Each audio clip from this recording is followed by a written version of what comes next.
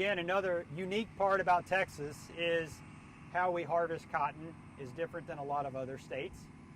So generally speaking, the eastern part of the state, we use a machine called the cotton picker, which literally has fingers that are twisting and spinning and pull the lint off, and just the lint. They pull the lint out of the burrs themselves. So the only thing going into the basket is actually the lint itself.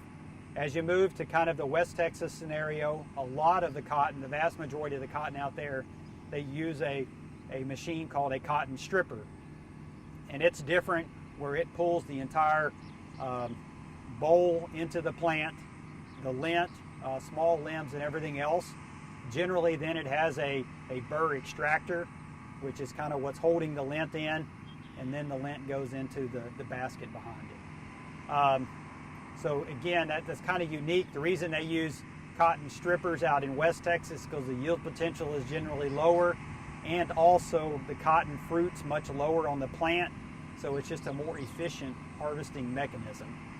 It does affect fiber quality to some degree, in the sense that you do get a little more leaf material and foreign material into the lint, so the ginning process is a little more intense in order to clean up the cotton lint from stripper cotton.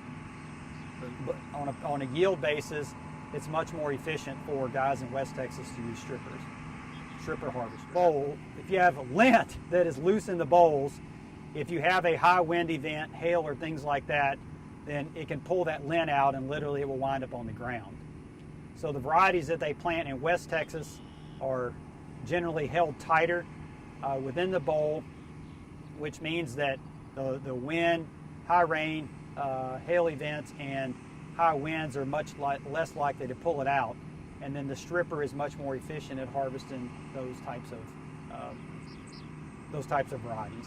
Following some of the newest developments in the cotton industry for harvesting has been the round bale pickers and round bale stripper harvesters. So some of you may be driving around in some of your ag production areas and see these round bales out in the middle of the cotton fields or on the edge of cotton fields.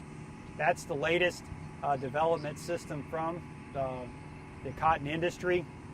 And the reason they've done that is just the harvest efficiency is much greater.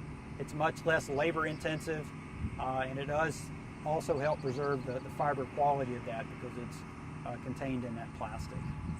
And they have that both, again, in the picker harvesters and also the stripper harvesters. So after it's harvested, the growers line it up at the edge of the field, and they have what they call a module truck that comes and picks up those bales, either modules or those round bales. Then it's hauled to the gin, and that's where the ginning process takes place, where they separate the lint from the cotton seed. They do a lot of cleaning in there to get some of the foreign material, as far as leaf matter and sticks and things like that, out of it. And then from there, a small subsample is collected, and it's actually sent to the USDA classing office. And then it's classed on length, strength, fiber, and other fiber quality characteristics. So every bale that's harvested in the U.S. is actually classed. And that's something that the U.S. cotton industry has over many of the other cotton producing nations, is when a buyer wants to buy U.S. cotton, they know its exact fiber quality characteristics. They know what they're buying, they know what they're willing to pay for those fiber quality characteristics, and they know what fiber quality characteristics they want in their end product, whether it's a shirt or towel or blue jeans or sheets or whatever.